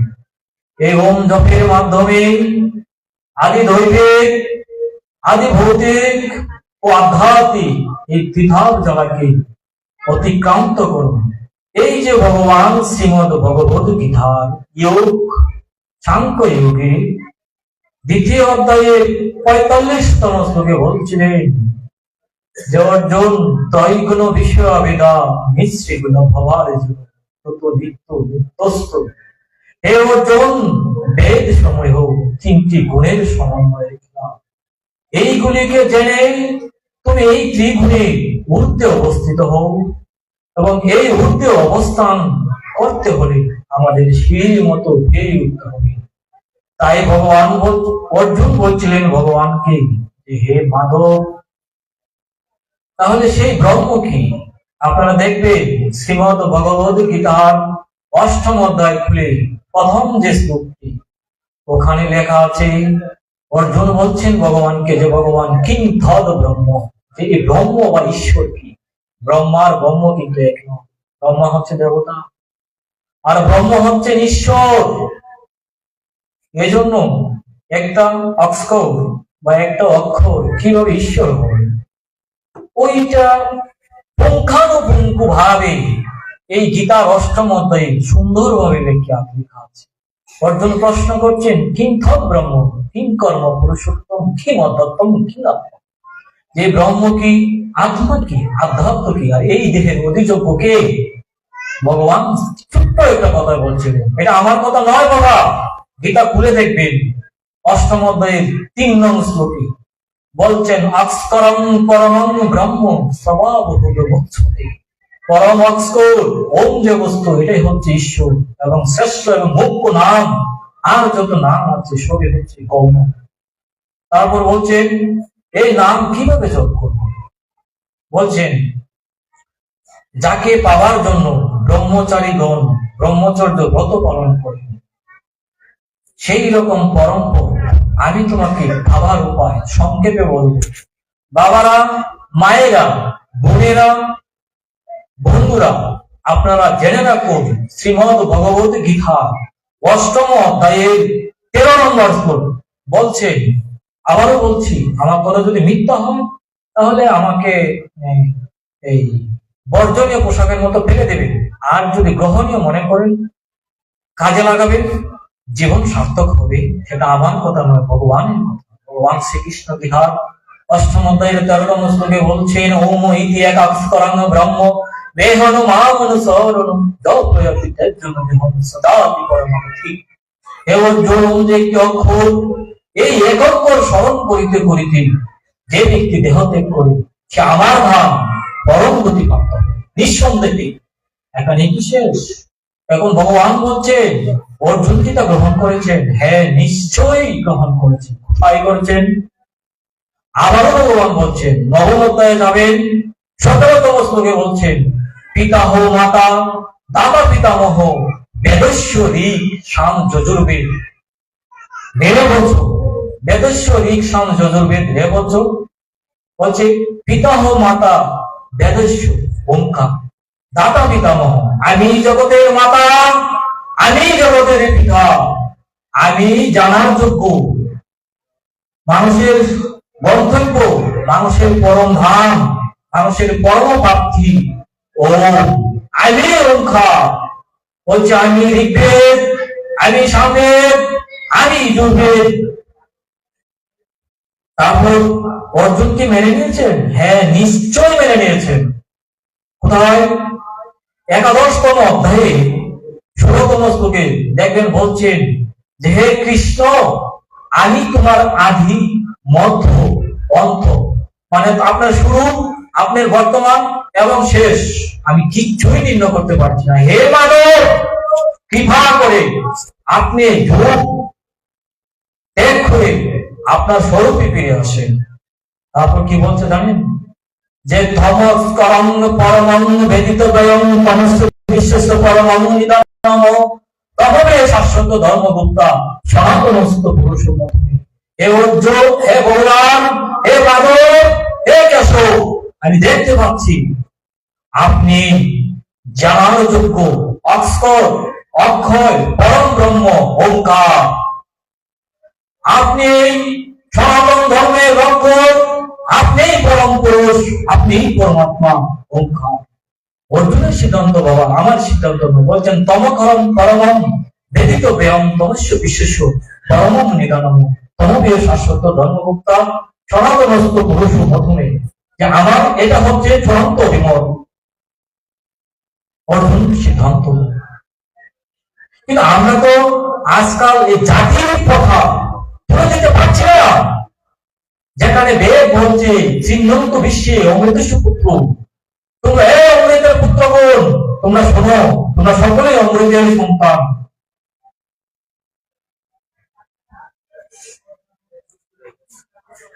এবার আসি, তারপর কি বলছে?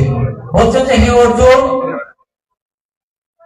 ধর্ম অধর্ম কর্তব্য কর্ম নির্ধারণে শাস্ত্রই তোমার বড় প্রমাণ। এখন আমরা যে মন গড়া মতো বাক্য দিয়ে চলি, সেটা কি ভগবান বলছে? কেউ কি বলতে পারবেন?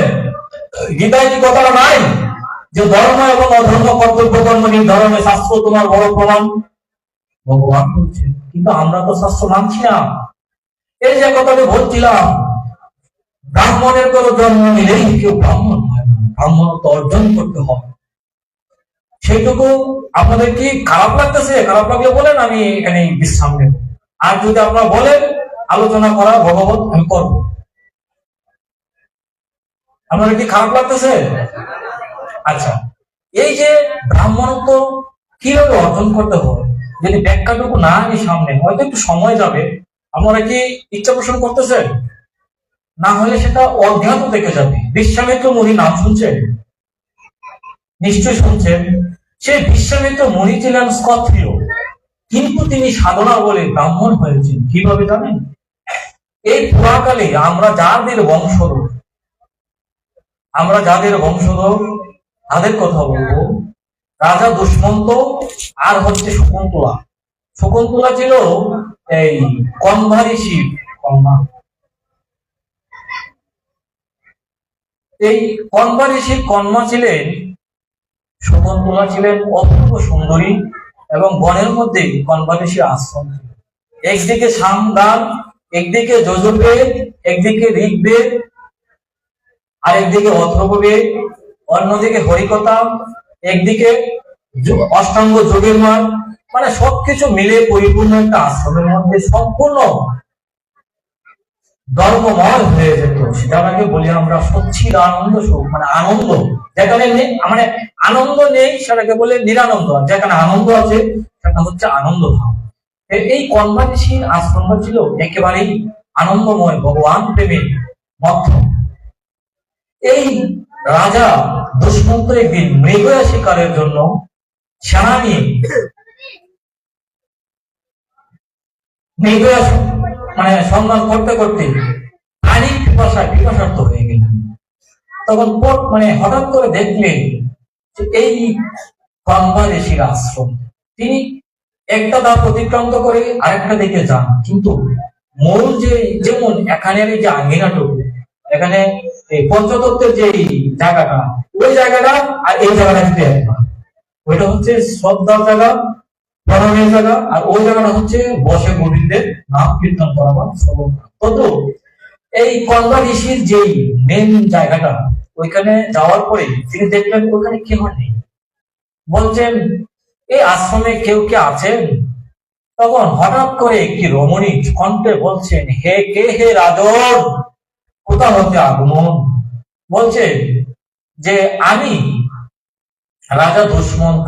এই দুষ্মন্ত ছিলেন আমাদের 4টি বেদ, 6টি বেদাঙ্গ, 6টা আস্তিক্য ভারতীয় দর্শন শাস্ত্রে জ্ঞাতা। বলছে আমি রাজা দুষ্মন্ত, আমি খুব পিপাসার্থ, আমাকে একটু পানি খেতে দেবেন দেবী? বলছে যে আমি তো আমার পিতা আশ্রমের বাহিরে গিয়েছে বন থেকে ফলমূল আহরণের জন্য। পিতার অবর্তমানে আমি আপনাকে আপ্যায়ন করতে ব্যর্থ, কারণ আমাদের সনাতন শাস্ত্রে পিতার বাক্যের উপর কোনো শাস্ত্র হয় না, পিতা মাতার উপরে কোনো দেবতা হয় না। আমাদের এই যে ভগবান শ্রীকৃষ্ণ শ্রীমদ ভগবত গীতা 4th অধ্যায়টা প্রথম যে শ্লোকটা, ইমং বিভস্বতে ইয়োগম উক্তবনহম অভ্যয়ম, যে আমি এই অভ্যয় যুগ বিভাষণকে দিয়েছিলাম। এই বিভাষণটা সপুত্র মনু। আমরা বলি না যে আমাদের পিতা আদি পিতা মনু মহারাজ আর মাতা শত্রূপা, আসলে কি সেটা যথার্থ না? ভগবান তো বলছেন গীতা 9ম অধ্যায়ে যে পিতা হ মাতা দাতা পিতামহ বেদেশ্বরিক সংযজুর্বেদ, আমি জগতের মাতা, আমি পিতা। তাহলে মনু মহারাজ, হ্যাঁ, এখানে আমাদের জানার বিষয়। এই পৃথিবী আমাদের শাস্ত্রগুলি পরিচালিত হতো মনি ঋষিদের দ্বারা। মনি ঋষিরা একটা সময় নির্ধারণ করছে যে ন্যানো সেকেন্ড যদি ঈশ্বর থেকে বিমুখ হই তাহলে মনে নিরানন্দ। এই সার্বভৌমত্ব রক্ষার জন্য একজন রাজা নিয়োগ দেওয়া প্রয়োজন। তো তৎকালীন সময়ে মনমোহন ছিলেন এই বেদাঙ্গ বেদ 6টা দর্শন শাস্ত্রে দক্ষ। তখন সকলে সম্মিলিত ভাবে বলছেন যে আপনি রাজপদে ভূষিত হন, সার্বভৌমত্ব রক্ষা করেন, আর আমরা ব্রহ্ম কাজে বা ঈশ্বরীয় জ্ঞানে আমরা মগ্ন থাকবো। আর ধর্মের জ্ঞান যদি কোনো প্রয়োজন অনুভব হয় তাহলে আমরা আসবো। এই বলে মনু মহারাজকে রাজপদে অভিষিক্ত করলেন। তো রাজা তো একটা রাজ্যের পিতা, রানী একটা রাজ্যের মাতা। সেই দৃষ্টিকোণ থেকে প্রথম ধর্মের রাজা ছিলেন মনু মহারাজ। এই দৃষ্টিকোণ থেকে আমাদের মনু মহারাজ হচ্ছে পিতা আর রানী হচ্ছে আমাদের মাতা। কারণ ভগবান শ্রীকৃষ্ণ গীতার 3য় অধ্যায়ে বলছেন যে সহযোগ্য প্রজানাম, আমি সৃষ্টির সাথে সাথে অনেক অনেক প্রজার উৎপত্তি করছি। কিভাবে করছেন? আজকাল দেখেন না বাচ্চা যে বাচ্চা পুরায় না বাবা, এই হাঁসের বসায় যে বাচ্চারা পুরায় আর কৃত্রিম ভাবে যে পুরায় এটাকে বাচ্চা না। উপযুক্ত পৃথিবীটাকে ভূগর্ভটাকে মাতৃ চটুরের উপযোগী করে অনেক অনেক প্রজার উৎপত্তি করছে সৃষ্টির পাক্ষে। এই জন্য দেখবেন আমাদের অনেক ক্ষুদ্র আছে, অনেক মহিষী আছে, কিন্তু মনু মহারাজ আমাদের আদি পিতা না। কারণ গীতায় তো ভগবান বলছে নিমন বিভৎসতে ইউগম উত্তমন হম প্রিয়, যে আমি এই অভ্যর্থ বিভৎসকে দেখলাম। মনু মহারাজের পিতাই তো বিভৎস, তাহলে মনু মহারাজ আমাদের পিতা হবে কি হবে?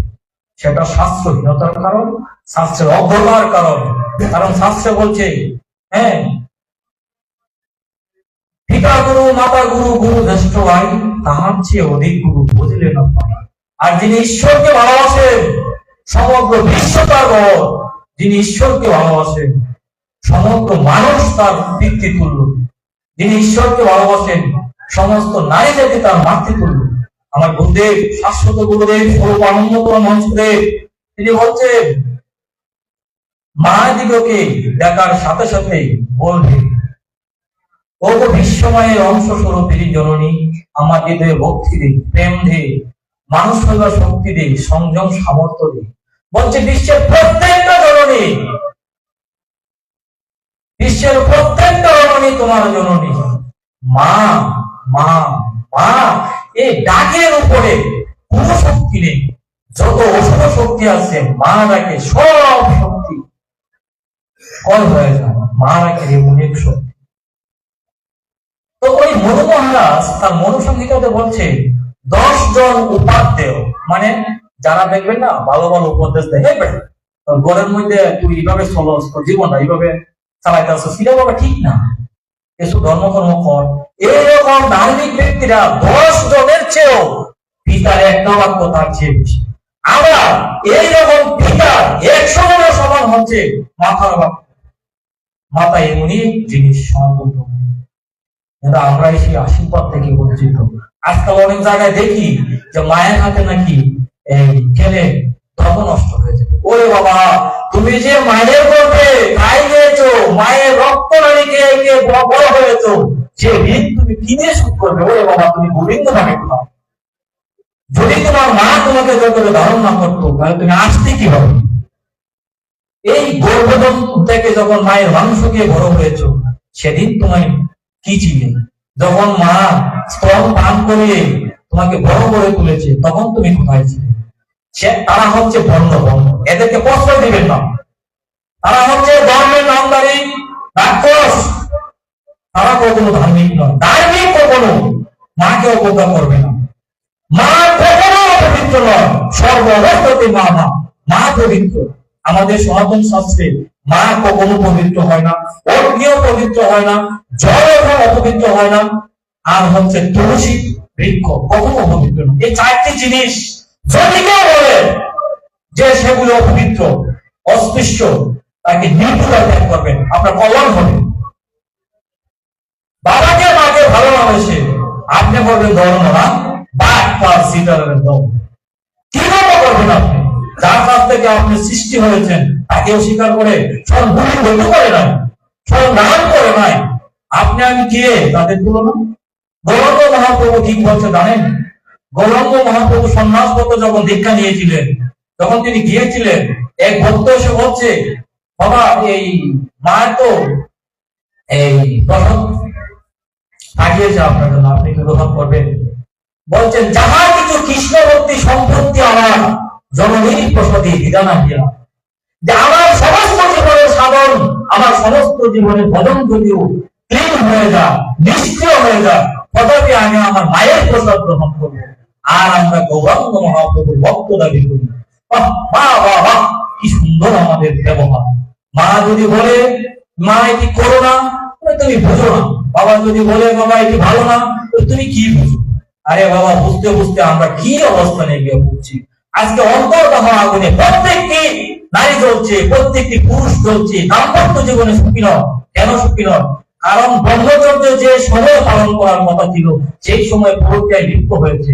পরবর্তীতে সামাজিক ভাবে হোক আর যে কোনো কাজেই হোক, বিধির বিধান অনুসারে দাম্পত্য জীবন হয় সত্য, কিন্তু অধিকাংশ রমণী, অধিকাংশ পুরুষ তাদের মন ঈশ্বরে নিমগ্ন হয় না। অভাব দেখেই যায়। যে কথাটা বলছিলাম, এই যে দুষ্মন্ত গিয়েছিলেন এই শকুন্তলার কাছে, অপূর্ব সুন্দরী, বলছে যে আমি তো জানতাম কনবা ঋষি নৈষ্ঠিক ব্রহ্মচর্য। ব্রহ্মচর্য কি জানে? নৈষ্ঠিক ব্রহ্মচর্য হচ্ছে চিরদিন, যতদিন জীবিত থাকবে ততদিন ব্রহ্মচর্য পালন করে যাবে। এই কনবা ঋষি তো নৈষ্ঠিক ব্রহ্মচর্য। আচ্ছা, আমি একটু পানি পান করি।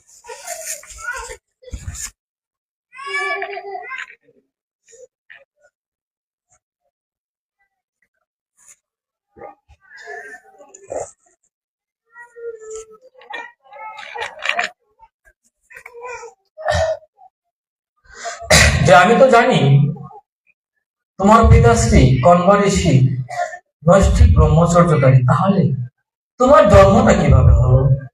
দেবী একটু বলুন। সনাতন শাস্ত্রে নারী থেকে দেখা মাত্রই দেবী সম্বোধন করতে হবে।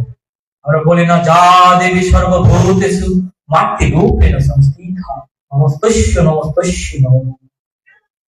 প্রত্যেকটি জননী মুখ যদি তোমার চোখে না জাগে, এক রমণীকে দেখা মাত্র তোমার মায়ের প্রতিচ্ছবি যদি না আসে, তাহলে তার মুখ দেখা পাপ। এটা আমাদের শাস্ত্রে আছে। কোথায় আছে জানেন? এই যে লক্ষ্মণ, সীতা দেবী তাও দেখে চিনতেন, কিন্তু মুখ দেখে। সাধনা বাড়িবধূ বৌমণি বৌদিমণি, তারা হচ্ছে মাতৃতুল্য। এমনকি সমগ্র নারী জাতি হচ্ছে মাতৃতুল্য। আমার শাশ্বত গুরুদেব স্বরূপানন্দ বলছিলেন, মা ছাড়া তুই আমার কাছে অন্য রূপে আসিস না, ছেলে ছাড়া তুই অন্য রূপে আমায় ভালোবাসিস না। যে তুই যদি মা আসবি, তাহলে মায়ের রূপে আস, আর ভালো যদি বাসবি, ছেলের রূপে বাস। এই হচ্ছে ভালোবাসার ধরন। তো এই শকুন্তলাকে যখন বললেন, শকুন্তলা বলছেন যে আমি তো জানি না, তবে আমার পিতাশ্রী কনবা ঋষির কাছে অনেক ধার্মিক ব্যক্তিগণ আসেন। একদিন কথা প্রসঙ্গে আমি শুনেছিলাম যে এই বিশ্বামিত্র মুনি একদিন বৈশিষ্ট্য মুনির কাছে গিয়ে বলছিলেন, আশ্রমে গিয়েছিলেন সেনানী, তো পথের মধ্যে বৈশিষ্ট্যের আশ্রম ছিল। ওইখানে গিয়ে বলছেন যে আমরা ক্ষুধার্ত, আমাদেরকে কিছু খেতে দেন। ওই বৈশিষ্ট্য ঋষির একটি গাভী ছিল, যা চাইতো তাই দিত। যখন দেখলেন, আমি সংক্ষেপে শেষ করতেছি, যখন দেখলেন যে এতগুলি সেনার এতগুলি মানুষ থাকা সত্ত্বেও এই বৈশিষ্ট্য উনি কিভাবে সন্তুষ্টি করলেন, দেখতে পেলেন এই যে গাভী, তখন গাভীর প্রতি তার লোভ আশা করছে, এই গাভী আমি নিয়ে যাবো, গাভী আমি নিয়ে যাবো। এই বলে বৈশিষ্ট্য মুনিকে বলছেন, আমি এই রাজ্যের রাজা, তুমি হচ্ছে ঋষি, আমি আদেশ করছি তুমি এই গাভী আমাকে দিয়ে দাও। বলছে না, সেটা আমাদের গুরুকুল জগৎ কল্যাণের জন্য নিয়োজিত, আমি এই গাভী তোমাকে দিতে পারি না রাজন।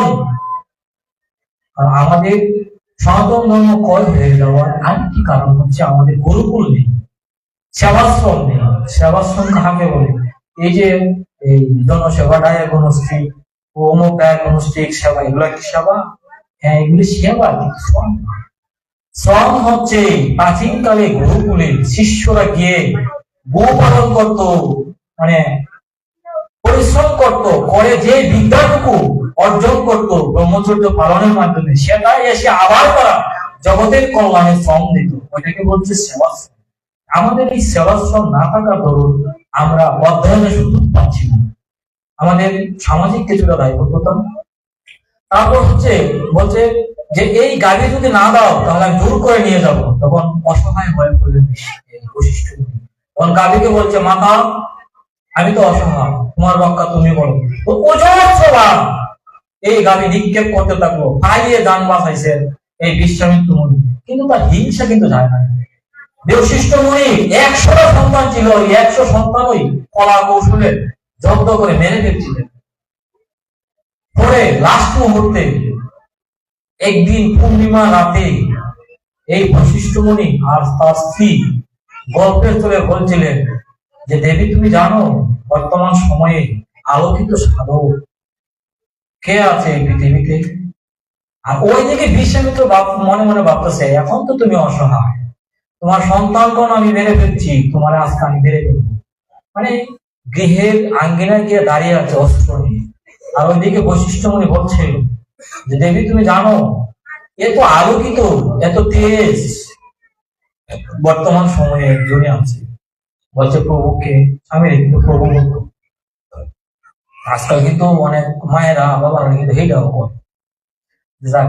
এখন এই বলছে যে বলছে এখনই আলোকিত দিব্যতেজ প্রাপ্ত হচ্ছে বিশ্বামিত্র মুনি, কিন্তু এ যদি অহংকারটা ত্যাগ করতে পারত তাহলে ওরা আমি ব্রাহ্মণত্ব প্রদান করতাম। এই কথা বলার সাথে সাথে তার অহমিকা দূরীভূত হয়ে এমন ভাব এসেছে, মানে বলার মতো লম্বা হয়ে গিয়ে বৈশিষ্ট্য মুনির পায়ে মানে অষ্টাঙ্গে পড়েছেন আর কি, যা আমাকে ক্ষমা করে। তো তারা তো সাধক, যারা জিতেন্দ্রীয় পুরুষ, তাদের কাছে মায়াময় জগৎ কিচ্ছু নির্দেশায় ক্ষমা করে দিলেন যে, হে বিশ্বামিত্র, আমি তোমাকে আজ থেকে ব্রাহ্মণ পদে অধিভূষিত করলাম। আজ থেকে জগতের সকলে জানবে তুমি ব্রাহ্মণ, এখন থেকে ব্রাহ্মণ হয়েছে। এই বিশ্বামিত্র মুনি তার ব্রাহ্মণত্ব পাওয়া পূর্ব মুহূর্তে যখন গায়ত্রী মন্ত্র, পৃথিবীর অনন্ত ব্রহ্মাণ্ডে সবচেয়ে শক্তিধর মন্ত্র হচ্ছে গায়ত্রী মন্ত্র, কিন্তু এই সমাজের কিছু নামধারী সাধক আমাদেরকে বুঝতে দিচ্ছে না আমাদের মন্ত্র কি। সর্বত্র কাহাকে বলে, যাহা চিরন্তন, যাহা পূর্বে ছিল, এখনো আছে এবং ভবিষ্যতে থাকবে, তাই হচ্ছে চিরন্তন এবং সনাতন। যেমন সূর্য আগে আলো দিত, এখনো দিচ্ছে, এবং যতদিন থাকবে ততদিন দিতেই থাকবে। চুম্বক আগে আকর্ষণ করত, এখনো করে, ভবিষ্যৎ করবে। এমন নয় যে পূর্বে করত এখন করে না। এটা হচ্ছে সনাতন। এই যে শ্রীকৃষ্ণ, কৃষ্ণ শব্দের সুন্দর একটা অর্থ আছে।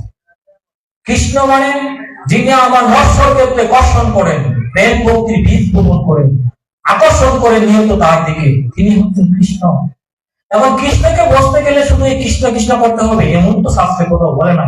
যাদব কৃষ্ণ, মধু মাধব কৃষ্ণ, কেশব কৃষ্ণ, নন্দনের নন্দন কৃষ্ণ, বাসুদেব কৃষ্ণ, তার অনেক নাম। কে বলতে পারবেন ঈশ্বরের কেমন রূপ? অর্জুন স্বচক্ষে বিদ্যমান শাস্ত্র থেকেও বলতে পারে নাই তার রূপ কেমন। বলছে, হে মাধব, আমি আপনার আদি মধ্য এবং অন্ত মানে শেষ কোনটাই আমি নির্ণয় করতে পারছি না। ভগবান যদি বাৎসল্য প্রেমে বা বন্ধুশুভ আচরণে বা সখা ভাবে আপনাকে দর্শন দেন, তবে আপনি দর্শন পাওয়ার যোগ্য। একজন প্রশ্ন করেছিলেন যে ভগবানকে কত কাল সাধন করলে পাওয়া যাবে? বলতে, কুড়ি কল্প কাল সাধন করলে ভগবানকে পাওয়া যাবে না, আবার তার কৃপা হলে মুহূর্তে পাওয়া সম্ভব। তাহলে এগুলি হচ্ছে ভ্রান্ত। আমাদের ভগবান শ্রীকৃষ্ণের বাণীকে যদি আমরা অন্তরে ধারণ করি, ভগবান শ্রীকৃষ্ণকে যদি আমরা মানি, এই সনাতনী সমাজ জাগবে। আবার ভয় পাবো কাকে? এই দেশ আমার, আমি দেশ চালাবো কেন? দেশ চালার কারণই হচ্ছে ধর্মহীনতা, ভাইয়ের ভাইয়ের বিরোধিতা, ভাই বোনকে ভালোবাসে না, বোন ভাইকে ভালোবাসে না, ভাই ভাইকে ভালোবাসে না। আপনি যাবেন ইন্ডিয়া চলে, আপনার ভাই যাইবে ইন্ডিয়া চলে, আপনি থাকবেন, আপনার ভাই মুসলমানের কাছে বাড়ি চলে গেছে, আর আপনিও বললেন হ্যাঁ অমল। এই হচ্ছে আমাদের অবস্থা। আমরা সংঘবদ্ধ না।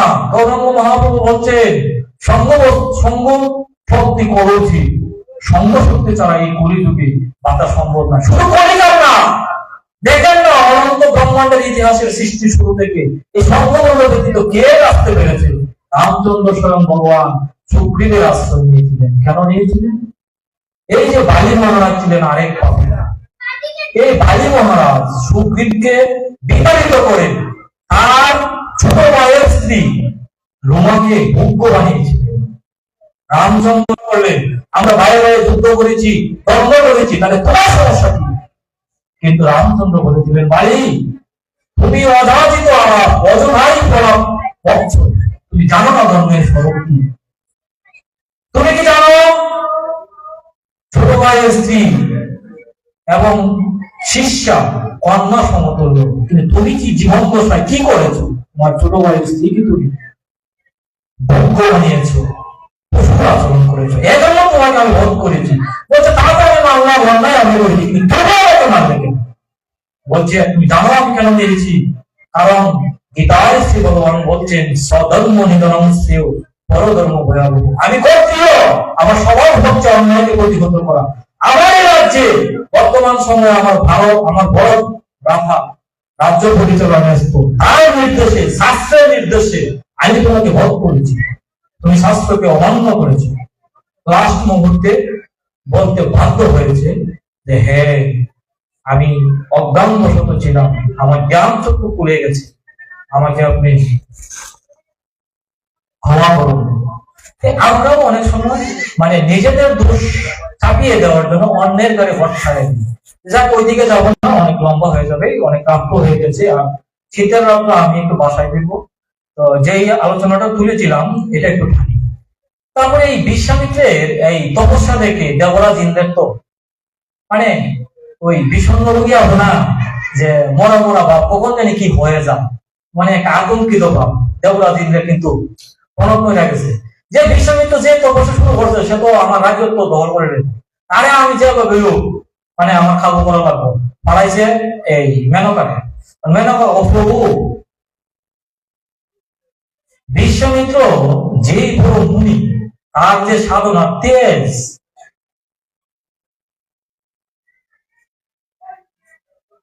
সে তো আমাকে ভস্মীভূত করে ফেলবে, কিন্তু আপনার বাক্য যদি আমি লঙ্ঘন করি তাও তো আমার সমস্যা, আমি তো দাসী। তো কৃপা করে আমাকে আপনি বায়ুদেব বেঁধে ভাই, এই বায়ুদেব তার বাতাস দিয়ে আমার বসন, পরনের বসন যেন উড়িয়ে দেয়, ওইটা দিকে যেন বিশ্বামিত্র আকৃষ্ট। আমাকে সময় দেওয়া হয়েছে কমনি থেকে 10 মিনিট। আসলে শীতের রাত তো এমনি তো অনেক বলে গেছি, আর ভগবানের কথা বললে কখন সময় মানে আসলে বুঝতে পারতেছি না। ধন্যবাদ কমিটি মহোদয়কে। তো আমি এইদিকে আর যাবো না, এখনই আমি শেষ করে দিচ্ছি। তো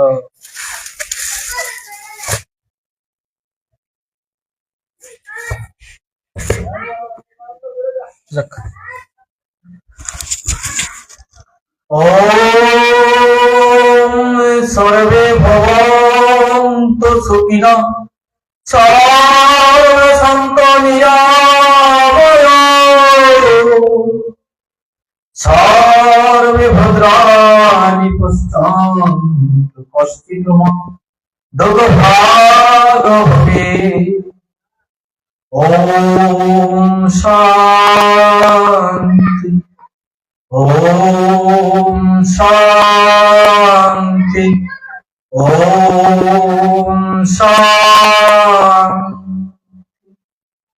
পৃথিবীর সকলেই সুখী হোক, কস্মিন কালেও যেন কেহ দুঃখ না করি। আধ্যাত্মিক, আদি ভৌতিক ও আদি দৈবিক এই ত্রিধাপ জ্বালা থেকে আমাদেরকে রক্ষা করুন। হে ওঙ্কার রূপ ঈশ্বর তুমি শান্তি স্বরূপ, হে ওঙ্কার রূপ ঈশ্বর তুমি শান্তি স্বরূপ, হে ওঙ্কার রূপ ঈশ্বর তুমি শান্তি স্বরূপ। আমার কথাতে যদি কোনো বন্ধুটি হয়ে থাকে সকলে আমাকে সন্তান জ্ঞান করে, গাধা জ্ঞান করে আমাকে ক্ষমা সুন্দর দৃষ্টিতে দেখবেন। আর যেটুকু কথা গ্রহণীয় সেটুকু পালন করবেন। আর সর্বশেষ কথা হচ্ছে, আমি যার কৃপা গুণে আজকে মানুষ হওয়ার সংকল্প গ্রহণ করে এসেছি, এই আশুগঞ্জ অযাচক আশ্রমের প্রতিষ্ঠাতা অধ্যক্ষ মহারাজ শ্রীমৎ সুখেন্দ্র ব্রহ্মচারীজি, যিনি স্বরূপানন্দজির মন্ত্রগত শিষ্য, উনি তার একান্ত ইচ্ছায় আমাদের অষ্টগ্রাম উপজেলায় দৈনা ওয়ার্ডের বাজুরি গ্রামে 16 জায়গা ক্রয় করেছে একটি আশ্রম নির্মাণের মানুষে। এখানে বৈদিক গুরুকুল হবে, এখানে ছাত্রছাত্রীদেরকে অধ্যয়ন করা হবে, ডাক্তার থাকবে, সুচিকিৎসা হবে। 5 জায়গা ভরাট করে ইট দিয়ে এই অজ্ঞান মাসের শেষের দিকে শুভারম্ভ হতে যাচ্ছে। আপনারা সকলেই আগামী এই গুরু পূর্ণিমাটা এখানে হয়তো উদ্বোধন হবে, সকলের আগাম নিমন্ত্রণ। আর চৈত্র মাসের প্রথম বৃহস্পতিবার, বৃহস্পতি শুক্র শনি এই 3 দিন আসুন চরসনরামপুর গুরুদেবের আশ্রম, ওখানে আপনাদের নিমন্ত্রণ রইল, আপনারা যাবেন। আর আমরা সত্যি ভাগ্যবান।